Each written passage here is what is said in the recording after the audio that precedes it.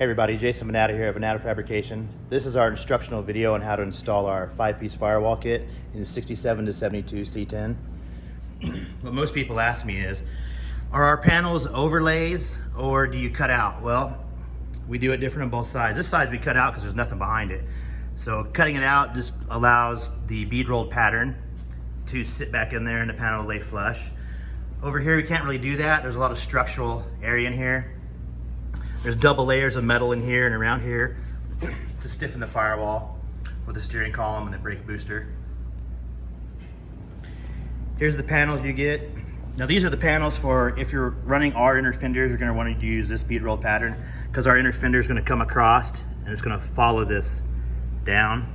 If you're not running our inner fenders, you can do the double bead roll pattern, what we call the Pro Touring design, where it's a pattern going this way, another pattern going this way. Got all the strips here to close in the wire gutter.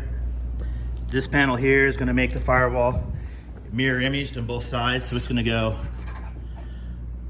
right there to give you that same shape you have over there. And this panel here, instead of giving you all just a circle to fill in this blower hole, then you have to do all the body work. We give you this entire panel. Makes it easier to do, plus sometimes there's rust in this area. The size of this panel will actually act as a rust repair panel. We also cut out this little hump here.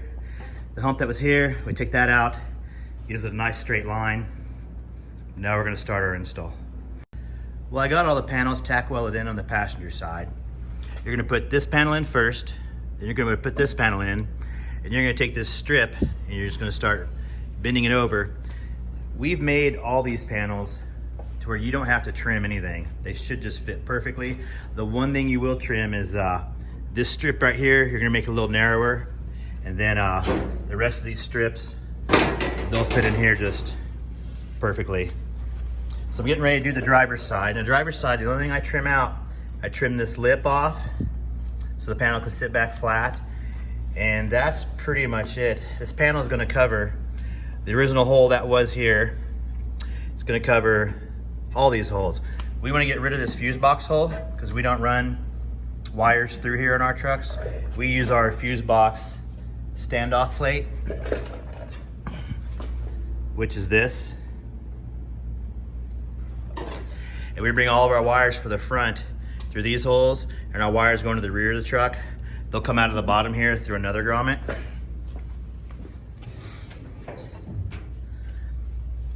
So there's the standoff plate.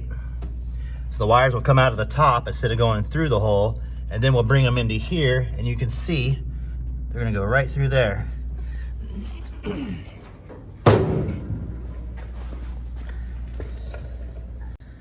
By running the wires through these two holes, that's gonna allow you to hide them inside the fender.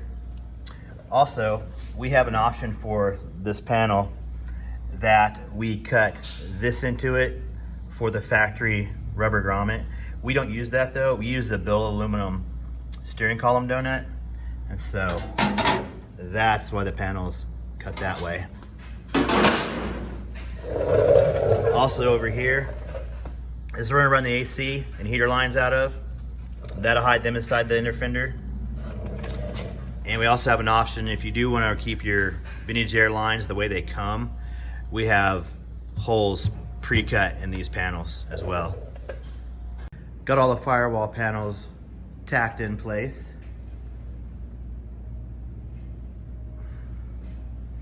Right here I made one little filler piece. Let's see here, the hump's gone now. That hump's gone.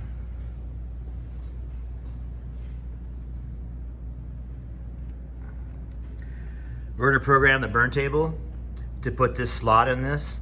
Then we'll have an option for like slot in panel for hiding AC and heater lines, something like that. Then you won't even have to figure out where to put the slot. That'll be done for you.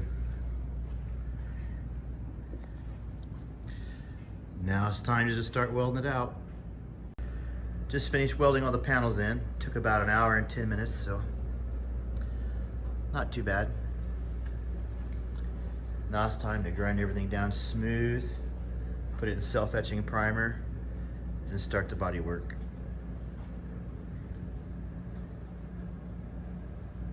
All the welds are ground down now, so we're ready for self-etching primer, then body work.